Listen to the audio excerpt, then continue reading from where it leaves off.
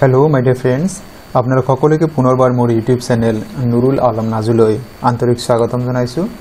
আজি আমি এই ভিডিঅ'টিত আসাম টেট এক্সামিনেশন 2021 ৰ সমাজ বিজ্ঞান খণ্ডৰ কেইটিমান দৰকাৰী পাঠ ভাৰতৰ সংবিধান কেন্দ্ৰীয় চৰকাৰ ৰাজ্য চৰকাৰ আৰু স্থানীয় চৰকাৰ এই সম্পৰ্কে কেইটিমান অতি দৰকাৰী প্ৰশ্নোত্তৰ আলোচনা কৰিব লৈছো আপোনালোকে ভিডিঅ'টি প্ৰথমৰ পৰা শেষলৈ চাব নিশ্চয়কৈ উপকৃত হ'ব আৰু যদি আপোনালোকে প্ৰথমবাৰৰ বাবে মোৰ চেনেলটি চাই আছে তেন্তে চেনেলটি সাবস্ক্ৰাইব কৰিব বুলি আশা থাকে আহকচোন বাৰু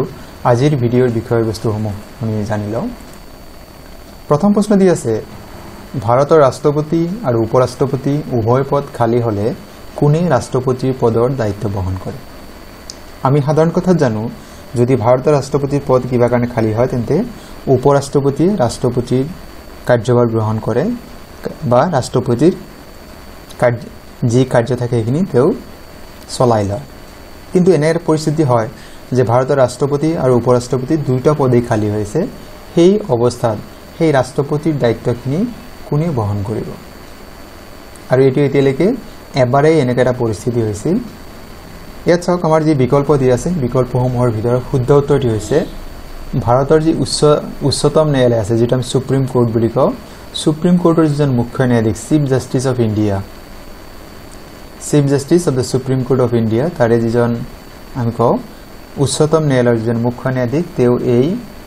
পদবী তেওঁ সেই সময়ত সেই দায়িত্ব বহন কৰে জাস্টিস মোহাম্মদ হিদায়াতুল্লাহ তেওঁ এই পদ এবাৰ ভাৰতৰ ৰাষ্ট্ৰপতিৰ এই পদৰ দায়িত্ব বহন কৰিবলৈ হৈছিল সেই সময়ত ভাৰতৰ ৰাষ্ট্ৰপতি আৰু উপৰাষ্ট্ৰপতি দুইটা পদেই খালী হৈ আছিল গতিকে নিশ্চয় আপোনালোকে কথাটো এতিয়া উত্তৰটো গম পালে যে ভাৰতৰ ৰাষ্ট্ৰপতি উপৰাষ্ট্ৰপতিৰ পদ খালী হলে কোনে সেই দায়িত্ব বহন কৰে হেয়া হৈছে ভাৰতৰ উচ্চতম ন্যায়ালয়ৰ মুখ্য ন্যায়াধীশজনে পৰৱৰ্তী প্ৰশ্ন ভাৰতৰ কোন ৰাজ্যত পোনপ্ৰথমতে পঞ্চায়তী ৰাজ শাসন ব্যৱস্থা প্ৰৱৰ্তন কৰা হৈছে আৰু এই বিকল্পসমূহৰ ভিতৰত শুদ্ধ উত্তৰটি হৈছে ৰাজস্থান পৰৱৰ্তী প্ৰশ্ন প্ৰতিৰক্ষা বা যেটো ডিফেন্স বুলি আমি জানো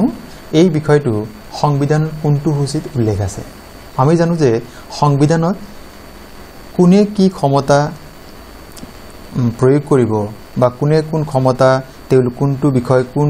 ৰাজ্য চৰকাৰৰ অধীন কোনটো কেন্দ্ৰীয় চৰকাৰৰ অধীন বা কোনটো বিষয়ত কেন্দ্ৰ আৰু ৰাজ্য উভয়ে আইন প্ৰণয়ন কৰিব পাৰো এই বিষয়ে সংবিধানত স্পষ্টভাৱে উল্লেখ আছে আৰু এইটো তিনিটা উল্লেখ আছে ৰাজ্যিক সূচী যেটো ষ্টেট লিষ্ট বুলি জানো কেন্দ্ৰীয় সূচী মানে হৈছে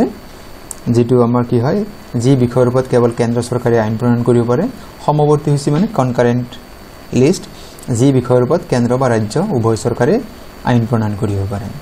এতিয়া এই যেটো ডিফেন্স বা প্ৰতিৰক্ষা এই বিষয়টোৰ ওপৰত কোনে আইন প্ৰণয়ন কৰিব পাৰে বা এইটো বিষয় কাৰ অধীনস্থ আৰু ইয়াৰ শুদ্ধ উত্তৰটি হৈছে এই বিষয়টো কেন্দ্ৰীয় সূচীৰ অন্তৰ্গত এতিয়া চাওক যে ইয়াত আমাক আৰু এটা বিষয় দিব পাৰে যে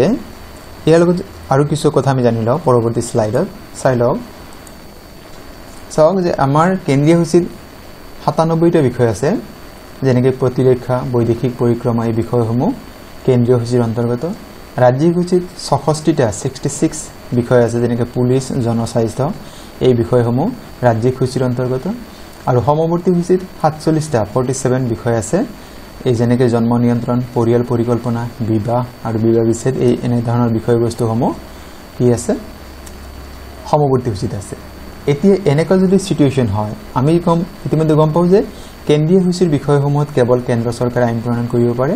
ৰাজ্য সূচীৰ বিষয়ত ৰাজ্য চৰকাৰ কৰিব পাৰে অন্য কোনো হস্তক্ষেপ কৰিব নোৱাৰে সমৱৰ্তী সূচীত কি হ'ব পাৰে কেন্দ্ৰ বা ৰাজ্য উভয়ে আইন প্ৰণয়ন কৰিব পাৰে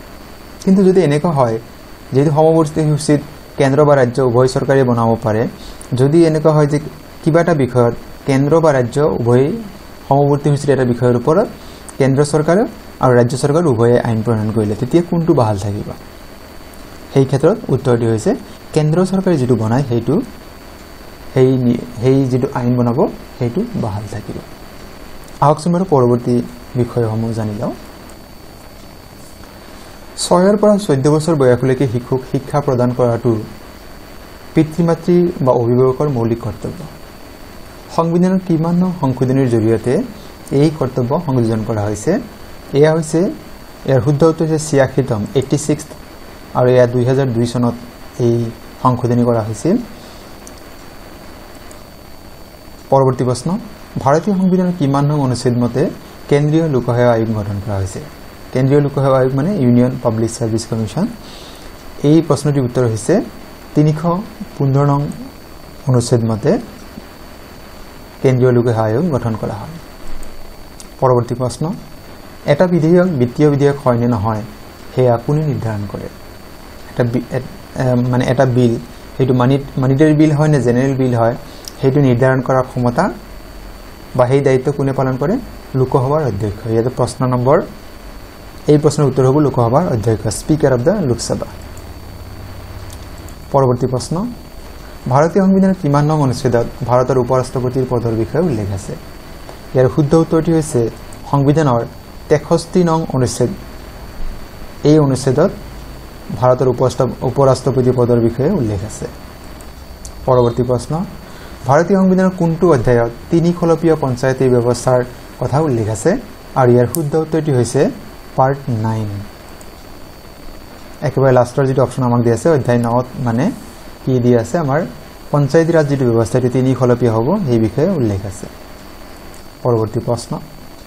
ভাৰতীয় সংবিধানৰ কিমানতম সংশোধনীৰ জৰিয়তে সম্পত্তিৰ অধিকাৰ মৌলিক অধিকাৰ তালিকাৰ পৰা বাদ দিয়া হৈছে আমি জানো যে বৰ্তমান সময়ত আমাৰ মৌলিক অধিকাৰৰ সংখ্যা 6টা পূৰ্বতে যেতিয়া সংবিধান প্ৰণয়ন কৰা হৈছিল তেতিয়া এই অধিকাৰৰ সংখ্যা আছিল 7টা তাৰে যেটো মৌলিক অধিকাৰ তালিকাৰ ভিতৰত সম্পত্তিৰ অধিকাৰ এটা সময় আছিল আৰু হেয়া এটি সংবিধান সংশোধনীৰ জৰিয়তে বাদ দিয়া হৈছে আৰু হেয়া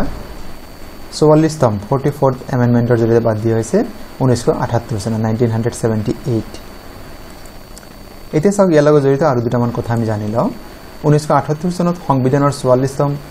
সংশোধনীৰ জৰিয়তে সম্পত্তিৰ অধিকাৰ মৌলিক অধিকাৰ তালিকাৰ পৰা বাদ দিয়া হৈছে বৰ্তমান সম্পত্তিৰ অধিকাৰ 300 ক ইমান নং অনুচ্ছেদত এই বিষয়ে উল্লেখ আছে বৰ্তমান কিন্তু এই অধিকাৰটো 300 অনুচ্ছেদ নম্বৰ 300 ক এই অনুচ্ছেদত উল্লেখ আছে পৰৱৰ্তী প্ৰশ্ন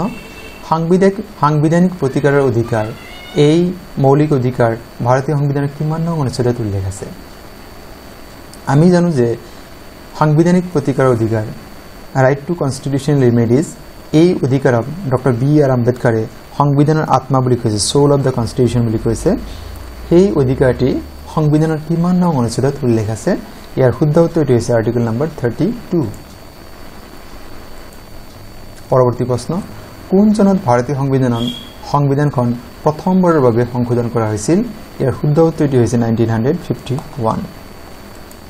পৰৱৰ্তী প্ৰশ্ন ৰাষ্ট্ৰীয় মানৱ অধিকাৰ আয়োগ কিমান চনত গঠন কৰা হৈছে ইয়াৰ শুদ্ধ উত্তৰটি হৈছে 1993 1983 চন ভাৰতীয় সংবিধানৰ কিমান নং সংশোধনীৰ জৰিয়তে ভোটাধিকাৰৰ বয়স 21 ৰ পৰা 18 বছৰ কৰা হৈছিল আৰু ইয়াৰ শুদ্ধ উত্তৰটি হৈছে 61তম 61th যেটো এমেন্ডমেন্ট আছিল 1988 সেই সংশোধনীৰ জৰিয়তে ভোটাধিকাৰৰ বয়স প্ৰথমতে 21 আছিল হেয়া পৰৱৰ্তী সময়ত আমি যেটো বৰ্তমান সময়ত পাই আছো 18 বছৰ বয়স হেয়া সংশোধন কৰা হৈছিল 1988 আৰু এমেন্ডমেন্ট নম্বৰ হৈছে 61 পৰৱৰ্তী প্ৰশ্ন পঞ্চায়তৰ ব্যৱস্থাত তিনি খলপীয়া শাসন ব্যৱস্থা আছে নিম্নলিখিত কোনটো এই তিনিটা স্তৰৰ অন্তৰ্গত নহয় ইয়াতে বিকল্পসমূহ দি আছে আঞ্চলিক পঞ্চায়ত গাঁও পঞ্চায়ত জিলা পৰিষদ মহকুমা পৰিষদ ইয়াৰে শুদ্ধ উত্তৰটি হৈছে মহকুমা পৰিষদ এই তিনিটা খলপৰ অন্তৰ্গত নহয় পৰৱৰ্তী প্ৰশ্ন ভাৰতৰ কোন ৰাজ্যত সৰ্বাধিক সংখ্যক লোকসভাৰ আসন আছে এখন ৰাজ্যৰ পৰা লোকসভালৈ নিৰ্বাচিত হোৱা সৰ্বাধিক সদস্য সংখ্যা হৈছে 80 আৰু এয়া হৈছে উত্তৰ প্ৰদেশৰ পৰা পৰৱৰ্তী প্ৰশ্ন কোনজন ব্যক্তিক পঞ্চায়তী ৰাজ ব্যৱস্থাৰ পিতৃ বুলি জনা যায় আৰু ইয়াৰ শুদ্ধ উত্তৰ হৈছে বলৱন্ত ৰায় মেহতা খ বিকল্প যেটো দি আছে শুদ্ধ উত্তৰ পৰৱৰ্তী প্ৰশ্ন ভাৰতীয় সংবিধানৰ কিমান নং অনুচ্ছেদত সংবিধান সংশোধনৰ বিষয়ে উল্লেখ আছে আৰু ইয়াৰ শুদ্ধ উত্তৰটি হৈছে 368 আৰ্টিকেল নম্বৰ 368 ভাৰতীয় সংবিধানৰ সংশোধনৰ বিষয়ে উল্লেখ আছে পৰৱৰ্তী প্ৰশ্ন ভাৰতীয় সংবিধানৰ নিম্নলিখিত কোনটো বৈশিষ্ট্য যুক্তৰাষ্ট্ৰীয় চৰকাৰৰ বৈশিষ্ট্য নহয় ইয়াত চাওক আমাক দিয়া আছে কেইটামান বৈশিষ্ট্য লিখিত সংবিধান ক্ষমতাৰ পৃথকীকৰণ দুই প্ৰকাৰৰ চৰকাৰ আৰু এক নাগৰিকত্ব আৰু যুক্তৰাষ্ট্ৰীয়ৰ বৈশিষ্ট্য যেহেতু নহয় বুলি কৈছে গতিকে যুক্তৰাষ্ট্ৰ বলে আছে যে দ্বি নাগৰিকত্বৰ প্ৰচলন থাকিব লাগে গতিকে আমাৰ শেষৰ যেটো বিকল্প এক নাগৰিকত্বটো যুক্তৰাষ্ট্ৰীয় বৈশিষ্ট্য নহয় পৰৱৰ্তী প্ৰশ্ন ভাৰতৰ কোনখন ৰাজ্যৰ সৈতে সংবিধানৰ 370 নং অনুচ্ছেদটি জড়িত হৈ আছে বৰ্তমান এই 370 নং অনুচ্ছেদৰ যদি বিশেষ মৰ্যাদা কোনবা এখন ৰাজ্য ভোগ কৰি আছিল হেয়া বৰ্তমান কৰ্তন কৰা হৈছে আৰু সেই ৰাজ্যৰ নাম হৈছে জম্মু আৰু কাশ্মীৰ খ বিকল্পটি শুদ্ধ উত্তৰ আৰু আজিৰ ভিডিঅ'ৰ অন্তিম প্ৰশ্নটি হৈছে ভাৰতৰ ৰাষ্ট্ৰপতি পদৰ প্ৰাৰ্থীজনৰ নিম্নলিখিত কোনটো অৰ্হতাৰ প্ৰয়োজন নাই ন্যূনতম বয়স 35 বছৰ হ'ব লাগিব এয়া হয় লোকসভা ৰাজ্য বা ৰাজ্যসভাৰ সদস্য হ'ব লাগিব ভাৰতীয় নাগৰিক হ'ব লাগিব আৰু কোনো চৰকাৰী পদত নিযুক্ত থাকিব নালাগিব এই বিকল্পসমূহৰ ভিতৰৰ ক গ আৰু ঘ এই তিনিটা শুদ্ধ খ যেটো বিকল্প দিয়া আছে এয়া অশুদ্ধ তাৰমানে আমাৰ এই প্ৰশ্নৰ যেটো উত্তৰ হেতু হ'ব খ কাৰণ ৰাষ্ট্ৰপতিজন লোকসভা ৰাজ্যসভা কোনো সদনৰে সদস্য হ'ব নোৱাৰে যদি তেওঁ সদনৰ এটা দৰকাৰী অংগ কিয়নো ৰাজ্যসভা বা লোকসভা পাছ কৰা যিকোনো বিধেয়ক আইনত পৰিণত হ'বলৈ ৰাষ্ট্ৰপতিৰ সহিৰ প্ৰয়োজন আছে বা তেখেত যেতিয়ালৈকে সহি নকৰে তেতিয়ালৈকে কোনো বিল বা কোনো বিধেয়ক আইনত পৰিণত হ'ব নোৱাৰে গতিকে এটা আমাৰ 20 নম্বৰ প্ৰশ্নৰ শুদ্ধ উত্তৰ হৈছে খ গতিকে আজিৰ ভিডিঅ'টি আপোনালোকে সম্পূৰ্ণভাৱে চালে তাৰ কাৰণে আপোনালোকলৈ অশেষ ধন্যবাদ